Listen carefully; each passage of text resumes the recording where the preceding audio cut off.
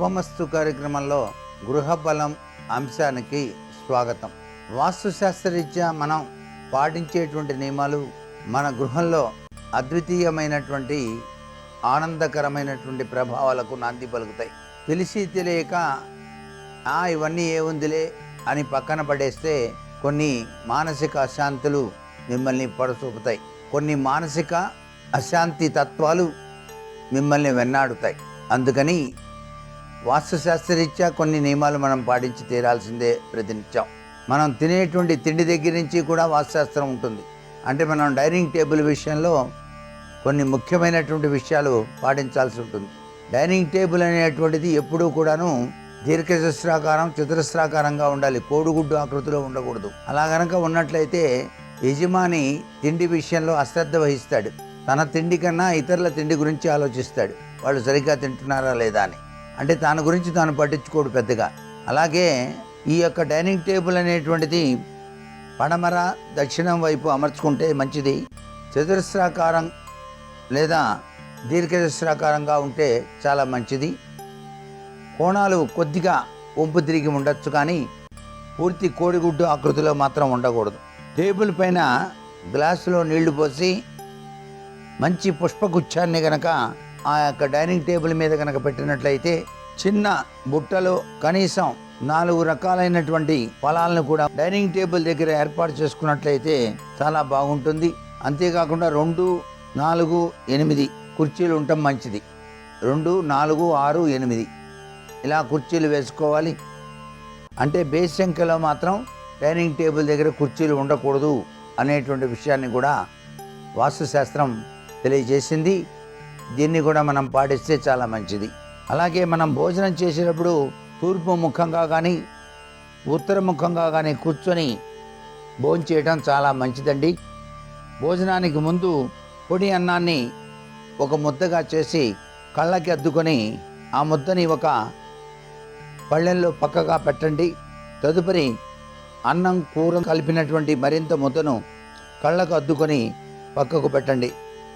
భోజనానంతరం ఇంటి బయట ఆ 2 ముద్దలు పెట్టండి.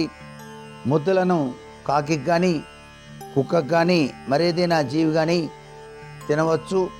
ఇలా కనుక చేసినట్లయితే ఆరోగ్య ఐశ్వర్యాలు అనేటువంటివి మనకి ఎక్కువగా సంప్రాప్తింపజేసుకోవడానికి వాస్తుపురుషుడు తన దివ్యవంతమైన అనుగ్రహాన్ని మనకు ప్రసాదిస్తాడు అని చెప్పేసి శాస్త్రం. అలాగే గృహంలో నివసించేటువంటి వారు సుఖశాంతులతో ఉండాలంటే బుధవారం రోజున జనపనారతో చేసినటువంటి ఉట్టిలో పసుపు కుంకుమలతో అలంకరించినటువంటి బూడిద గుమ్మడికాయను సింహద్వారం పైన వేలాడగట్టండి. జనపనార ఉట్టిలోనే వేలాడదీయాలి తప్ప ప్లాస్టిక్ ఉట్టిలో కాదు అనే విషయం ఇక్కడ బాగా గుర్తుపెట్టుకోవాలి. అలాగే స్త్రీలు సుఖ సౌఖ్యంతో చక్కగా ఆనందమయకరమైనటువంటి జీవితాన్ని గడపాలన్నా, మీరు చేసేటువంటి వ్యాపారాల్లో లాభాలని ఆర్జించాలన్నా, ఏదైనా శుక్రవారం రోజున వెంట్రుకల తాడుతో పటిక కట్టి దాన్ని కూడాను మీ యొక్క ద్వారం పైన కట్టుకోవచ్చు. ద్వారం పైన కట్టినట్లయితే పటికకి వెంట్రుకల తాడు చుట్టూతో బిగించి కట్టాలి. అలా కట్టింది మీరు ఎంట్రన్స్లో ఉంచాలి. అలా గనక ఉంచినట్లయితే వ్యాపార అభివృద్ధి బాగా జరుగుతుంది అని చెప్పేసి శాస్త్రం. అలాగే గృహంలో ఉన్న వారందరూ ఒకరినొకరు మిత్రత్వంతో చక్కగా కలిసిమెలిసి ఉండటానికి, ఎవరికి కూడా అనారోగ్యాలు లేకుండా హాయిగా జీవితం గడపడానికి తప్పనిసరిగా పాటించవలసిన నియమాల్లో మనకి గుర్రం నాడ బాగా పనిచేస్తుంది. గుర్రపు నాడాని గా ఆకృతిలో ఇంటి సింహద్వారానికి ఎడమ వైపున బయట తగిలించాలి గోడకి. ఇలా తగిలించినట్లయితే ఇంటిల్లిపాది కూడాను ఆనందంగా ఐక్యమత్యంతో జీవితాన్ని గడపడానికి ఆస్కారం ఉంటుంది. గృహానికి ఎప్పుడూ కూడా ఒకే వరుసలో కానీ పక్క పక్కన కానీ 3 గుమ్మాలు మాత్రం ఉండకూడదు అంటోంది వాస్తుశాస్త్రం. ఒకే వరుసలో 3 గుమ్మాలు ఉండకూడదు, పక్క పక్కన కూడా 3 గుమ్మాలు ఉండకూడదు. ఇంట్లో కూడాను అలాగే మంచాలు కానివ్వండి, స్టవ్లు కానివ్వండి, వాహనాలు కానివ్వండి, 3 అనేటువంటివి ఉండకూడదు. సరి సంఖ్యలో ఉండేటట్టుగా ఏర్పాటు చేసుకోవడం చాలా మంచిది. సరి సంఖ్య ఎప్పుడూ మంచిదే. వాస్తుశాస్త్రానికి సరిసంఖ్యకి అవినాభావ సంబంధం ఉన్నది. అలాగే ఇంటి నుంచి ఇతరులకు మీరు డబ్బులు ఇవ్వవలసి వచ్చినప్పుడు గురువారం సాయంత్రం నుంచి శుక్రవారం రాత్రి వరకు ఎవరికి ఇవ్వకండి. మీ ఇంట్లో బీరువాలో డబ్బులు తీసి ఇవ్వదలుచుకుంటే ఈ ఒక్కరోజు గుర్తుపెట్టుకోండి, గురువారం సాయంత్రం నుంచి శుక్రవారం రాత్రి వరకు ఇవ్వకూడదు. ఎవరికైనా అప్పు చెల్లించాలంటే మంగళవారం నాడు కనుక మీరు చెల్లించినట్లయితే తిరిగి అప్పు చేయవలసిన పరిస్థితి కూడా రాదు అంటుంది శాస్త్రం. అప్పులు లేకుండా జీవితం హాయిగా గడవాలంటే మీరు మంగళవారం నాడు బాకీలు తీర్చండి. మళ్ళీ అప్పు చేయకుండా మీ జీవితం సుఖప్రదంగా కొనసాగడానికి ఆస్కారం ఉంటుంది.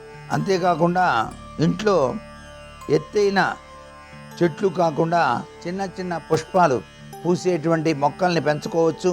ముళ్ళ చెట్లు మాత్రం పెంచకూడదు. ప్రతి ఉదయం కూడాను అలాగే సంధ్యా సమయంలో కూడాను సింహద్వారం గడపను కడిగి పువ్వులతో అలంకరించడం వల్ల, పుష్పాలను గడపపై పెట్టడం వల్ల లక్ష్మీదేవికి స్వాగతం పలికినట్టుగా అవుతుంది. గడప శ్రీ మహాలక్ష్మిగా చెప్తారు శాస్త్రంలో.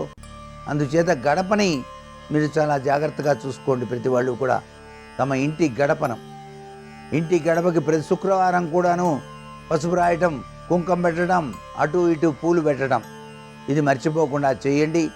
తప్పనిసరిగా లక్ష్మీదేవి కటాక్షం మీ ఇంట్లో ప్రసరిస్తుంది.